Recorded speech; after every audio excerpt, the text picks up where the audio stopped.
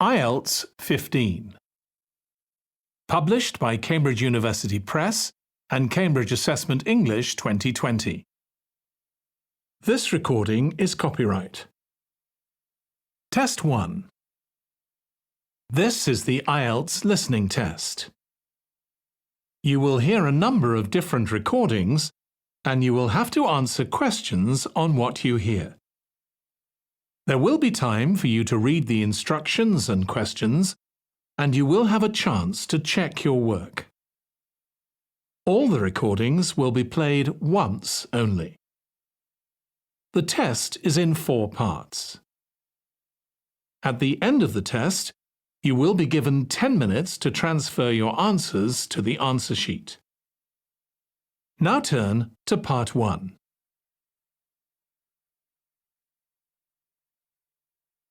Part 1.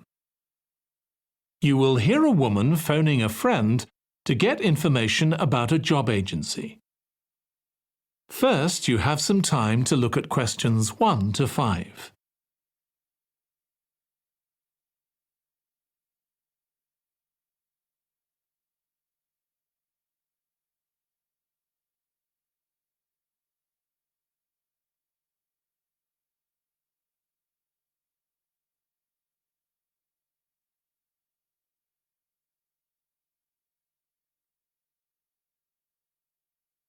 Now listen carefully and answer questions 1 to 5. Hello, William. This is Amber. You said to phone if I wanted to get more information about the job agency you mentioned. Is now a good time? Hi, Amber. Yes, fine. So the agency I was talking about is called Bankside. They're based in Docklands. I can tell you the address now. 497 East Side. OK, thanks. So is there anyone in particular I should speak to there? The agent I always deal with is called Becky Jameson. Let me write that down. Becky Jameson. Jameson.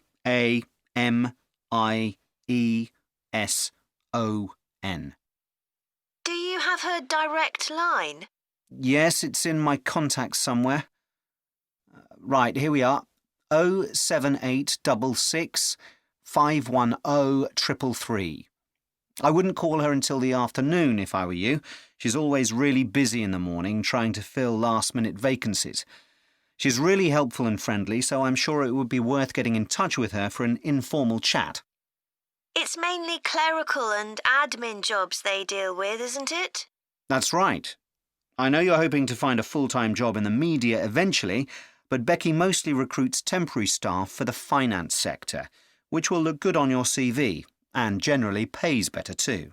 Yeah, I'm just a bit worried because I don't have much office experience. I wouldn't worry. They'll probably start you as a receptionist or something like that. So what's important for that kind of job isn't so much having business skills or knowing lots of different computer systems. It's communication that really matters, so you'd be fine there. And you'll pick up office skills really quickly on the job. It's not that complicated. OK, good. So how long do people generally need temporary staff for? It would be great if I could get something lasting at least a month. That shouldn't be too difficult. But you're more likely to be offered something for a week at first, which might get extended. It's unusual to be sent somewhere for just a day or 2. Right. I've heard the pay isn't too bad. Better than working in a shop or a restaurant. Oh, yes, definitely.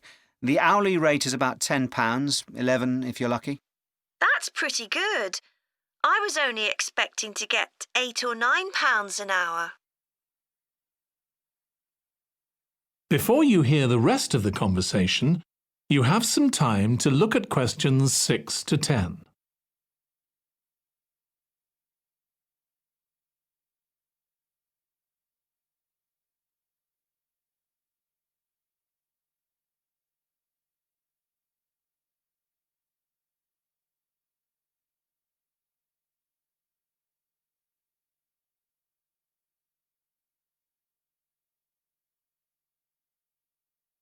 Now listen and answer questions 6 to 10. Do you want me to tell you anything about the registration process? Yes, please. I know you have to have an interview. The interview usually takes about an hour, and you should arrange that about a week in advance. I suppose I should dress smartly if it's for office work. I can probably borrow a suit from Mum. Good idea. It's better to look too smart than too casual. Will I need to bring copies of my exam certificates or anything like that? No, they don't need to see those, I don't think. What about my passport? Oh yes, they will ask to see that. OK. I wouldn't get stressed about the interview, though. It's just a chance for them to build a relationship with you, so they can try and match you to a job which you'll like. So there are questions about personality that they always ask candidates, fairly basic ones, and they probably won't ask anything too difficult, like what your plans are for the future. Hope not. Anyway, there are lots of benefits to using an agency. For example, the interview will be useful because they'll give you feedback on your performance so you can improve next time. And they'll have access to jobs which aren't advertised. Exactly. Most temporary jobs aren't advertised.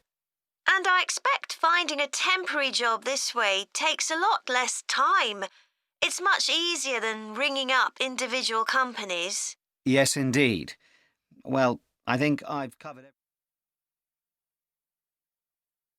That is the end of part 1.